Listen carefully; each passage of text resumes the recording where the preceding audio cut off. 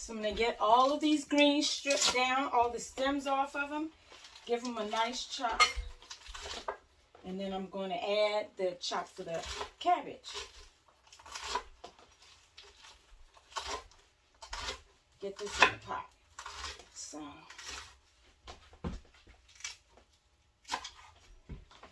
you want to make sure that you got nice even cuts on the greens so that everyone's greens are cooked well. I'm going to get this into the pot. And I'm going to chop up my cabbage. And today we're doing cabbage and greens. I love a mix of different things. And I'm going to add a little collard to it. I'm going to get that on the pot so the greens just can start cooking down.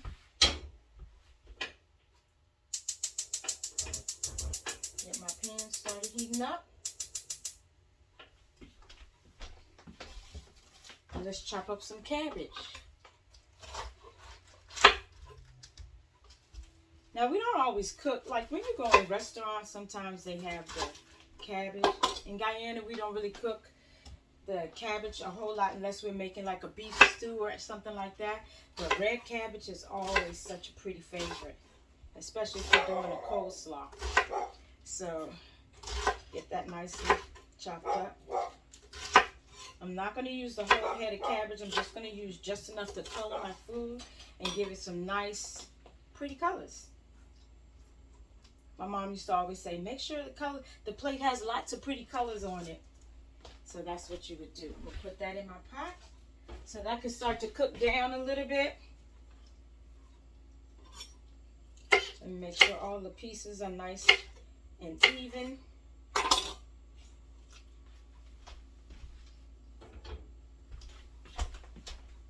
Okay. Let's see, and I'm going to cut my callaloo. I'm going to do my callaloo just like you would cut a spinach. So you see how soft it is?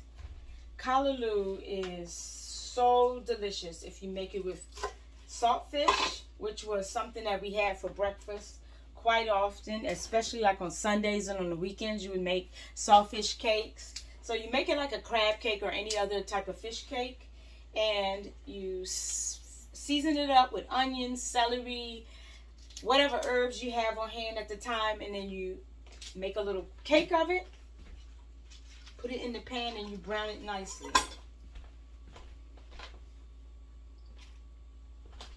So I'm going to get on my callaloo, and you don't have to remove the stem of the callaloo because it's really soft, just like spinach. So I'm going to show you real quick. So the callaloo is very soft, just like a spinach. You see? All right. So let's get that chopped up.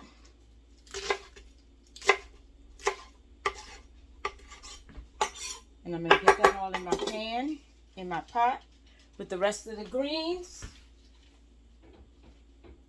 Let that cook down on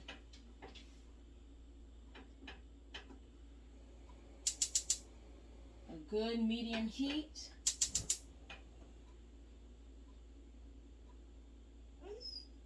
And you don't need to add a lot of water to your greens because the water that's in the greens already will be enough to let the greens cook up a little bit. And you just want to kind of steam the greens. So, put that in there. All right. So I have enough of this. When you're making a good cook-up rice, I went to the butcher and I got salt beef. So this beef is already kind of set in salt water. So I want to just make nice, and this is really just to flavor it.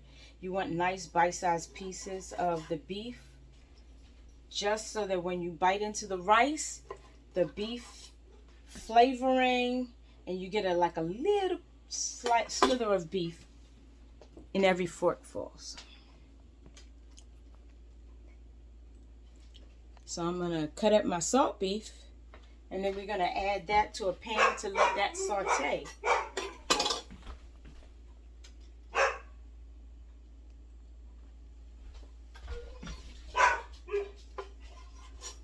So I'm not making big cuts of this. This is just to add to the rice and give it a nice flavor.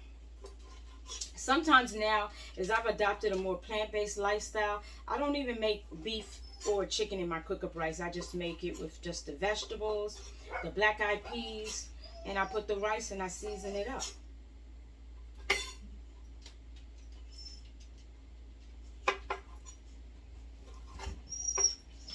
So I want to get the beef cut out.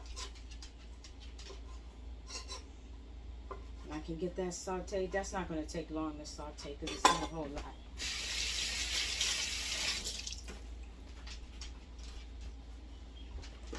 Okay. So let me get my pot with the vegetables.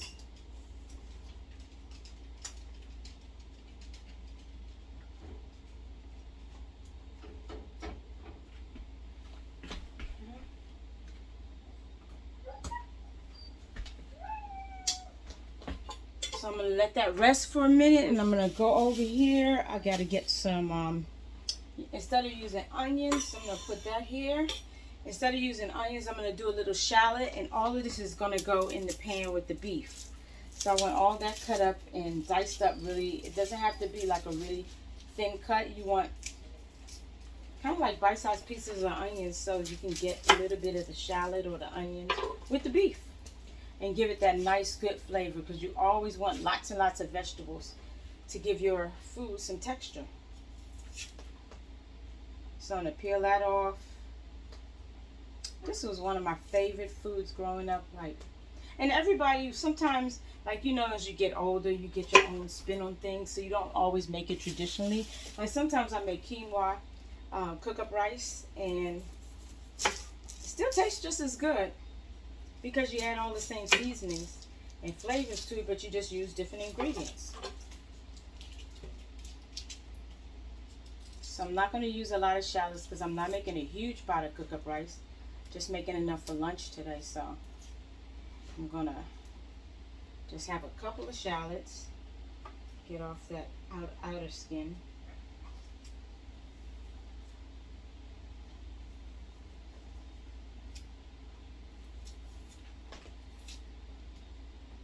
And then I'll dice my shallots. I'm going to put some peppers in it, different colored peppers. And we'll be ready to get the cook-up on the stove. Ready to get that going.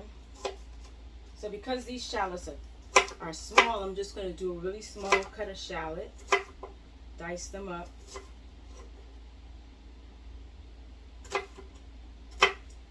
Just enough so you're not getting a big bite of onion every time you bite in.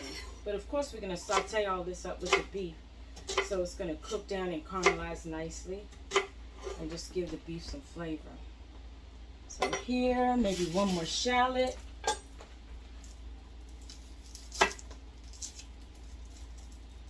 A lot of times I like to use spring onions, but today I'm going to use, I just have shallots on hand, so that's the best thing to use.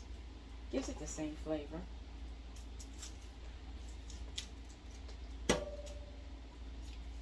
Pull that off.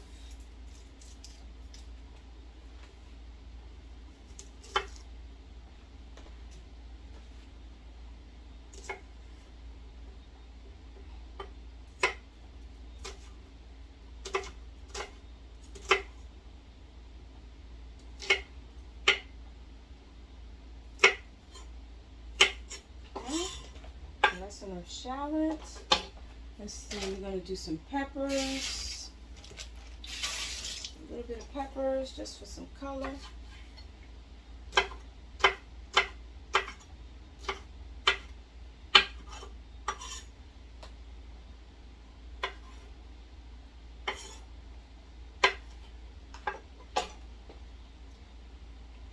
Maybe a little yellow pepper. Just gonna do a small piece. Some yellow. A little red pepper. These are the colors of Guyana, like red and yellow.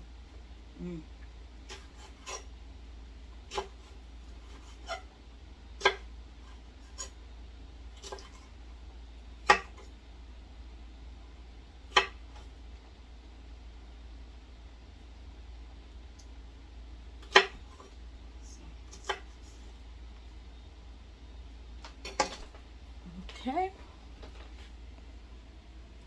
So we're going to get this all in the pot and start getting this all cooking. So I got the greens back here. I'm going to stir the greens a little bit. You see the greens, it doesn't take long to cook. Once it starts to cook down, then I'm going to season it up a little bit. But for now, I just want the greens and the cabbage to just kind of soften up.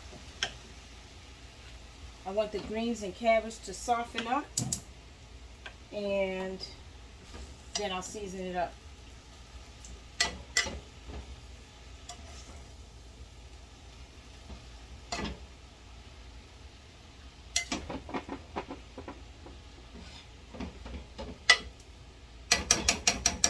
Start mildly seasoning that so it can get a little of the flavor going down in the seasoning water. I like to put seasoning with like really rustic peppers, garlic, some onions powder, some onion salt. I like to go light on the salt, heavy on the flavors. So I'm going to put in cracking some salt and pepper in there. If you season the greens well, you don't need fat neck and all that. Now, I can't lie. Growing up, my mom used to put a little smoked turkey neck in the greens, and that was delicious. But I found that if you season it well, you don't really need to put all the extra meat. And I'm going to put some 21 spice. So let that simmer down. And then I'm going to turn that a little bit so that can get in the flavors of the cabbage and the greens. And see, this is cooking just with the water from washing the greens. The water that was in the leaves of cabbage and greens when you washed it. And just let it soak. So here, I'm going to turn that fire down so that could simmer a little bit.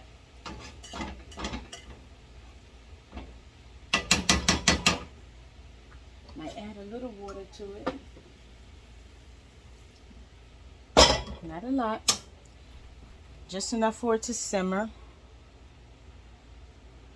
And then I'm going to get my rice started. Now I've already washed my rice, so I'm going to put it in the pan and start to get the cook-up rice put together. Okay. So I've washed about a cup of rice. So what I'm going to do is I'm going to add my rice to the pot. Because you always want to pre-wash your rice if you use it. We usually use parboiled rice, so you want to wash it because sometimes it has dirt and things in it. So I wash my rice off, add that to the pot. Let me add a little water to that. Let me get my rice started. Don't want to have a lot of water because you want all the stuff to cook just on its own. So I'm going to let the rice start to cook down. Also, when you're making cook-up rice, you want to soak the black-eyed peas in warm water overnight so that they can soften, especially if you're using the dry beans. They take a long time to cook, and you don't want your rice to cook and the black-eyed peas not to cook. So, I'm going to come over here and get my black-eyed peas. I've soaked my black-eyed peas, and I'm going to add that to the pot of rice. So I want to make sure that the black-eyed peas and the rice all cook together.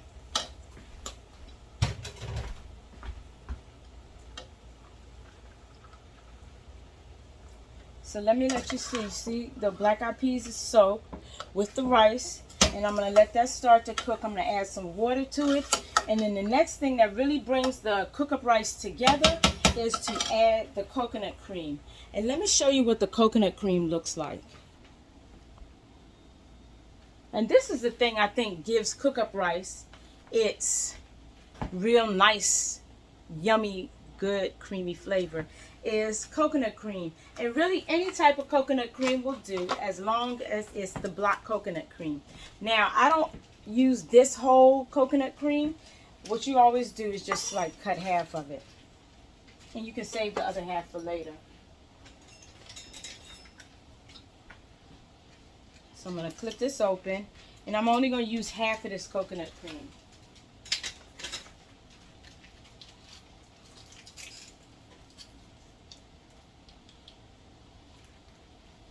Sometimes if you're in a pinch and you don't have the coconut cream, you can use coconut milk. But if you get this block coconut cream and you only need to use about half, I usually just measure it down like that so I can squeeze half into the pot of rice. So then I just go here.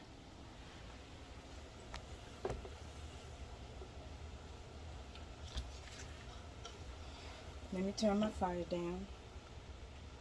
I don't want that overcooking. I don't want the rice to stick, so I just put the coconut cream in there. I'm going to show you what that looks like. And you want to just chop that up a little bit, soften it up, and you let that cook into your rice.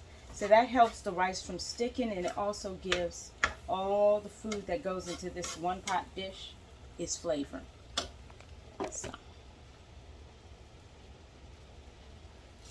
So I don't want to stir the rice because I'm not making rice porridge or anything like that. So I want the rice to be nice and just slightly softer than al dente. So I'm going to mix this in so the coconut cream can get down in the heat and start to cook off a little bit. I'm going to slightly stir this a little bit, and I'm going to make sure I can smell the coconut cream and everything is working together. Once I get that incorporated, then I'll start to season it up, and I'm going to get my beef started.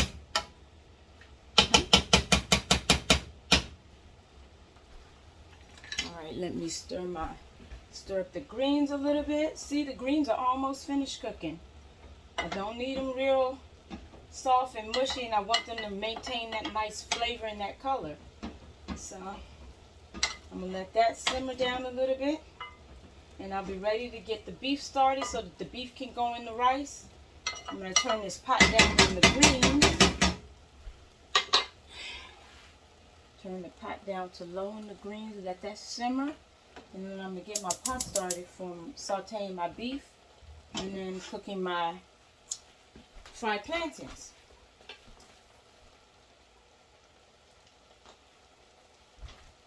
So this is going to go down on low, very low heat, so that can just simmer real low. I'm going to put a dab of oil in the rice so that it doesn't stick. Just put a cap full of oil in there.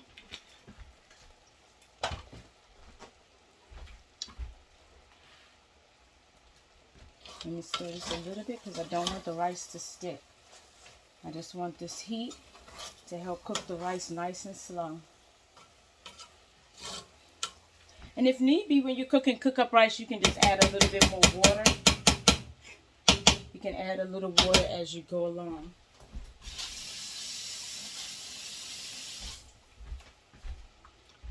So I'm going to get that. I'm going to put some oil in my pan, saute my meat with my onions and peppers.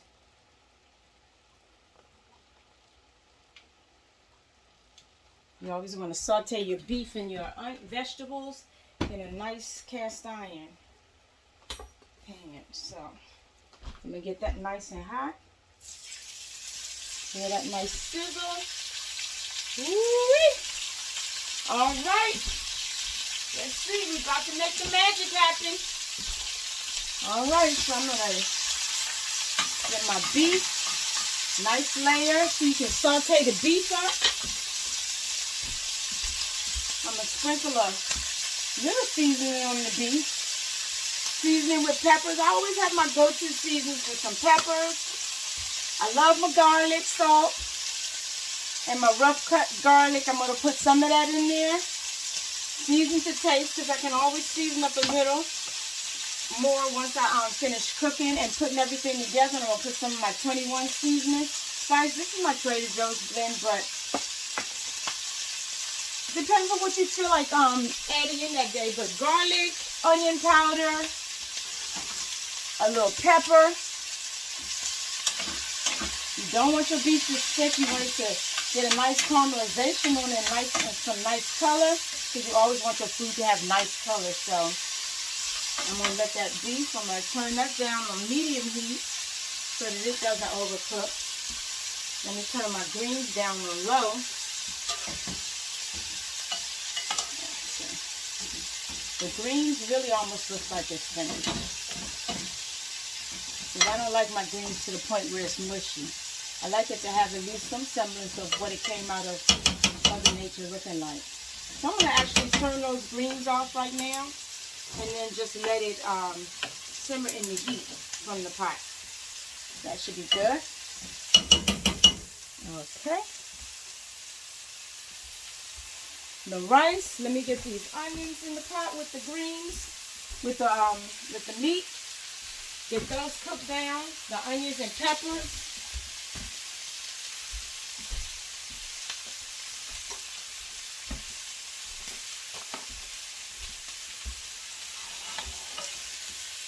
So I'm going to try to get these onions and peppers cooked down, caramelized up nicely and softened. So I just go through and just kind of mush down the pieces of onion.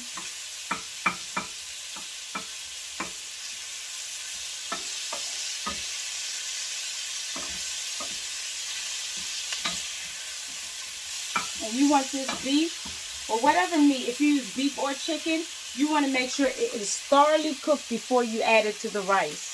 So that once it gets into the pot with the rice, it's really not cooking anymore. It's just really the flavors are coming together. So you want to make sure that's well cooked. You see that pan of meat and vegetables? It's almost like you were making a fajita. Those onions and shallots and peppers smell so wonderful. I love cooking with all these flavors because it's just like you just anticipate what all of this is going to come together tasting like in just that first big forkful.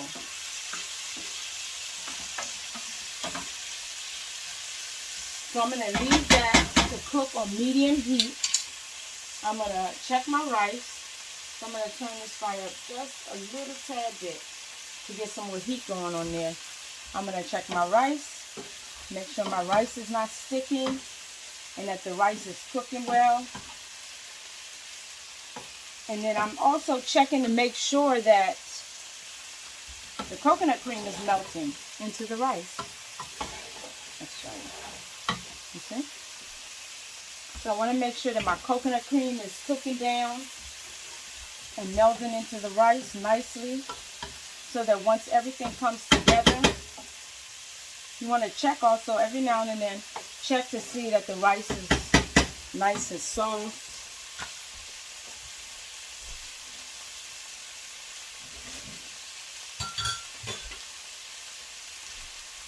And that the black eyed peas are softening.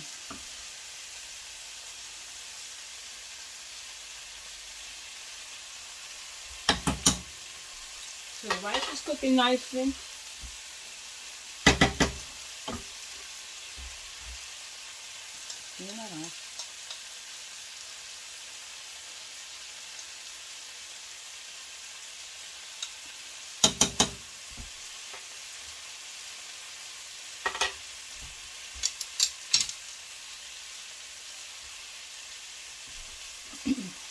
Use a flat spoon to make sure I'm getting my beef nicely charred. And we always cook our beef for cook-up rice medium well. So this is not like you're eating a steak. This is because this is all going to cook together, so you want to make sure every bite is thoroughly cooked.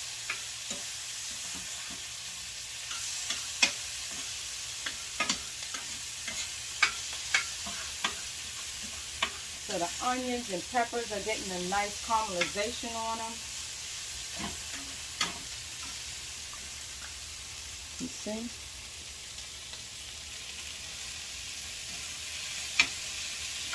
Get those colors. Let's see, we're going to put this together in a minute. Get this cook-up rice done for lunch. Okay. So once your beef and everything has a good char on it, and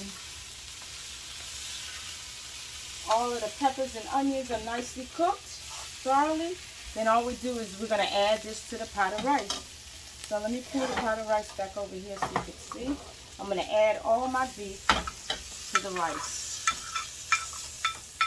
And then I'm going to season up all of this to make sure that it's well seasoned, because you never want to set out a plate that has not been seasoned with love. So I'm going to put all this together, and then I'm going to start to season up my rice, because at this point all the rice and everything can be seasoned up well. And you just season it to taste. You're not putting a whole lot of salt. You're using different spices.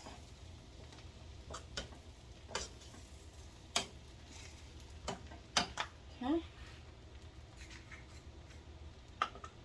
So I usually season like this because I know how much I can put in my pot without salting, and this is more seasoned than the salt. So I usually just throw some in my pan. That. I'm going to grind up some garlic, because who doesn't love good garlic? So I'm going to put some garlic in my pot. Some cracked garlic. I'm going to mix this together and see if it needs more salt. My mom used to always say, and this is a cute guy in a phrase, like, oh, the meat is fresh. Needs more salt. It needs more seasoning.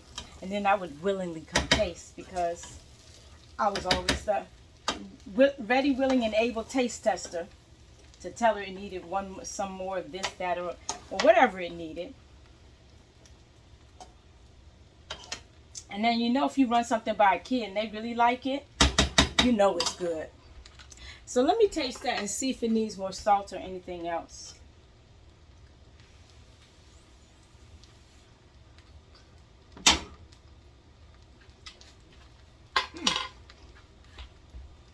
A little more salt.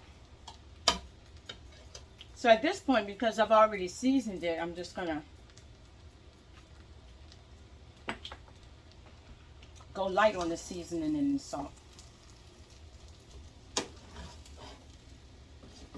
So I'm just turning it. I'm not really stirring it because I don't want the rice to be mushy. So I'm stirring it and I'm turning. And I'm going to put this now on low, because at this point the cook-up rice is all incorporated, and I just really want it to just simmer down and make sure all my rice is thoroughly cooked. So I'm going to turn that heat down to low, and then I'm going to just let that simmer for a second, and I'm going to get my pan heated up so that I can cook my fried plantains. So let me get the pan heated back up to put the fried plantains on. I'm going to let that heat up. Let me turn that up high so it can heat. One thing I wished I really learned how to make more before, you know, my mom went on, is her homemade bread and her homemade ice cream. Like, I'd helped her make it a million times, but I never really practiced it. But that's the one thing that I think I'm gonna really practice, kind of as an homage to my mom.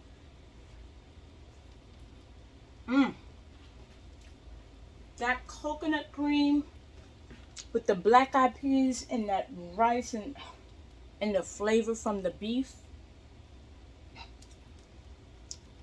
This is something that a good cook-up rice warms the heart every time. So I'm going to let that simmer. And I have my pan here. I'm going to make my fried plantains. So for the fried plantains, like I said before, if your plantain does not look like this, your plantain is not ready to go in that pot. It might be ready for a pot of soup where you just need green plantain. But when we make fried plantains, everyone from the Caribbean knows that your plantains must look like this. This is not rotten and this is not spoiled. This is perfect. So let me show you how. It's a really easy way to cut up a fried plantain. It's no harder than cutting up any other banana. So all you do is you chop off the top and the bottom, peel it back,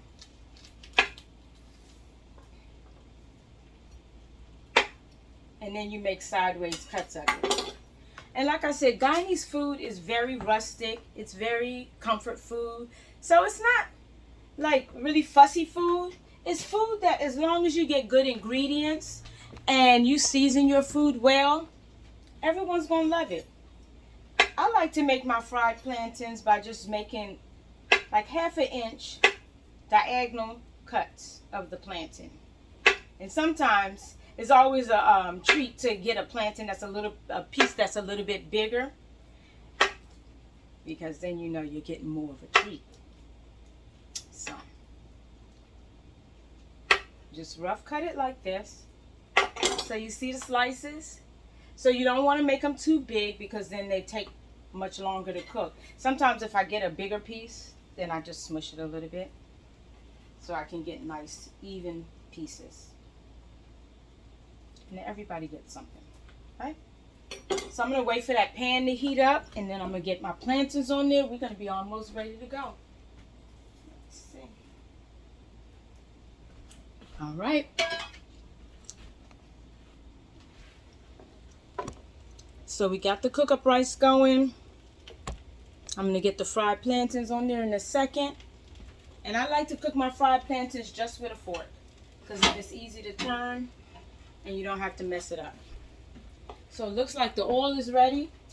Once you hear that sizzle, your oil is ready to go. You just put your plantains on there. This is only going to take a few minutes to cook. If you heated up your oil properly, then the plantains don't take long to cook. All you want to do is get a nice caramelization on your plantains. Man, sometimes, like, as a treat, you just make fried plantains and you have it with, like, whatever you're eating. It's sometimes hard to even get good plantains nowadays, because a lot of this stuff is getting more and more difficult for import, export. So, but I lucked out and got this good plantain yesterday at the farmer's market. So, okay. So this looks like, let me just test out my rice. This looks like the rice is almost ready to go. Look at that rice. Huh?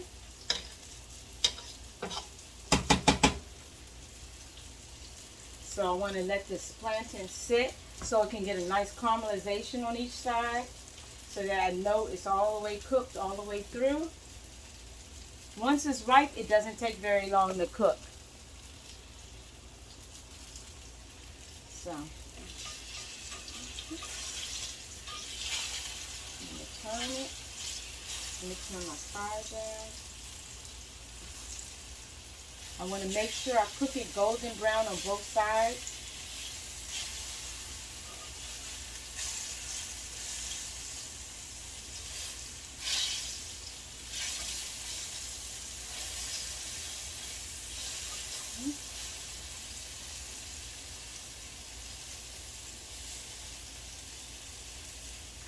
Right.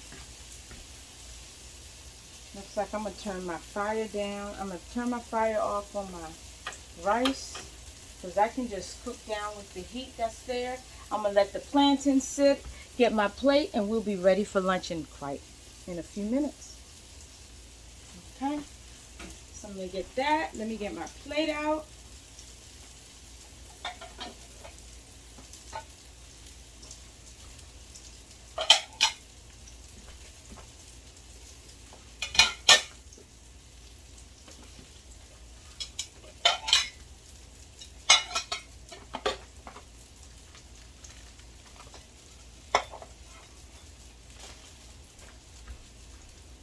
See?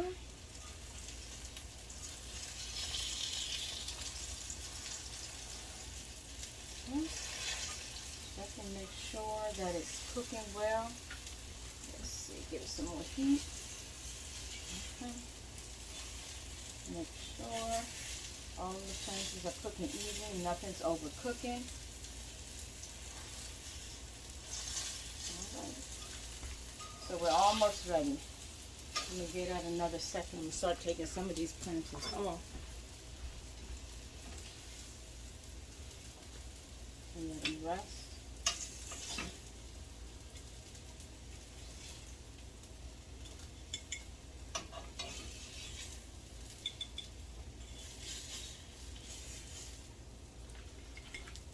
put the rest of them on there to cook. Put the rest of them on my fire.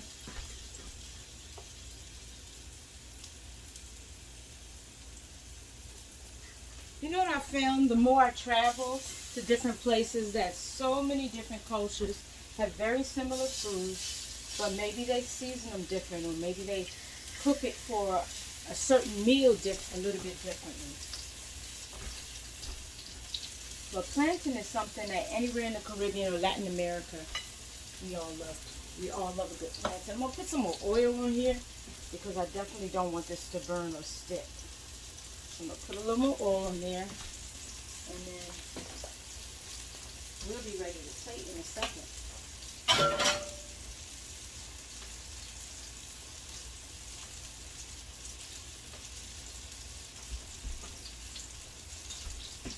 And growing up with 5 kids in the house, cook-up rice and fried plantains was the thing we just most, like, we always beg my mom, can you make some cook-up rice today? And she would be like, oh, we made cook-up rice last Sunday. We're going to have something else. Let's have some fried fish or some plantain and sorrel and I'm trying to put on my Guyanese accent, you know. So, like, sometimes we would have saltfish cakes, or, oh, my mom made the absolute best curry chicken. Because, see, Guyana is a country that's really a lot of East Indians and then a lot of Afro-Caribbean people. So the culture and the food that we eat is very much heavily influenced by Indian culture.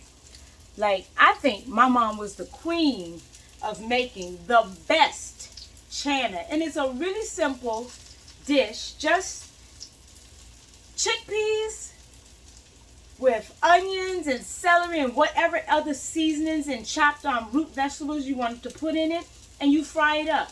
And it's like something that you put on the side. Some people, like, if you go to a salad bar, you might see fried chana, you might see chana, but not my mom's fried chana. Like, my mom's fried chana, I literally think should have been in somebody's restaurant at some point. But anytime she took it somewhere, people would always ask for it. So I'm going to turn this down, get these flipped, and then we're almost ready for lunch.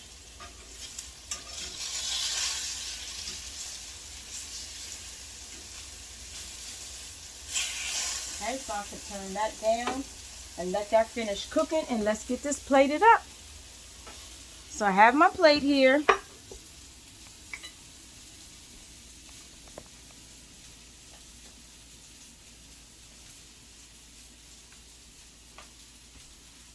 I'm going to start with my cook-up rice. I'm going to get me a nice big mound of cook-up rice, because that's the star of the show. So I want to make sure I get me a nice big dollop of cook-up rice.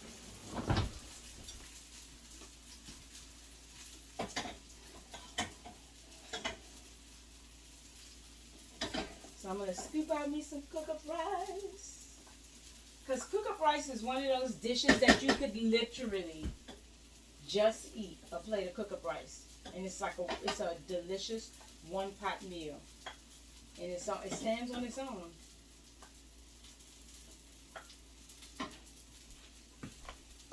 So I'm going to get me a nice big plate of cook-up rice. Put that on there. All right. Then I'm going to get some greens out the pot.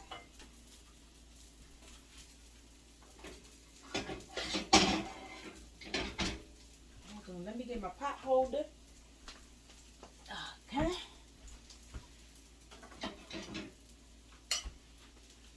So I'm going to get some greens, and I'm going to put some greens on the plate. See that? The nice colors. I'm going to put some greens on that plate.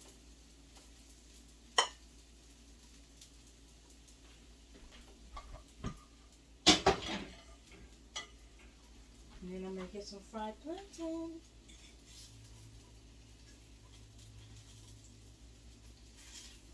So I'm going to put 2 or 3 pieces of plantain on there.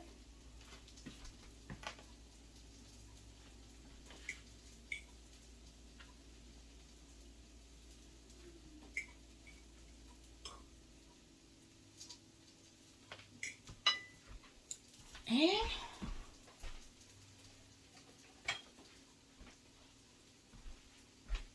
for good measure, I'm just going to put a little piece of sweet red pepper.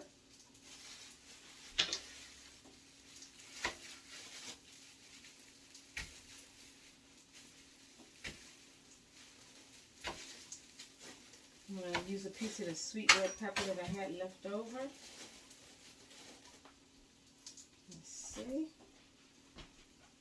Just for some color, and we'll be ready to eat. Just going to put a couple of pieces of red pepper.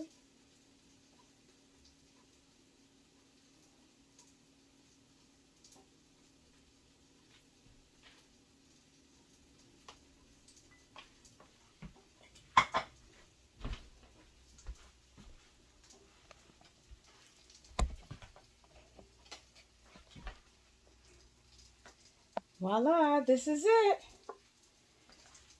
Lunch is served.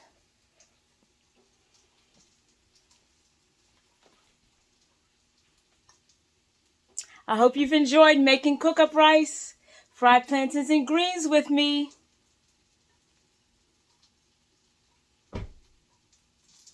Take good care of yourselves, guys. Bye-bye.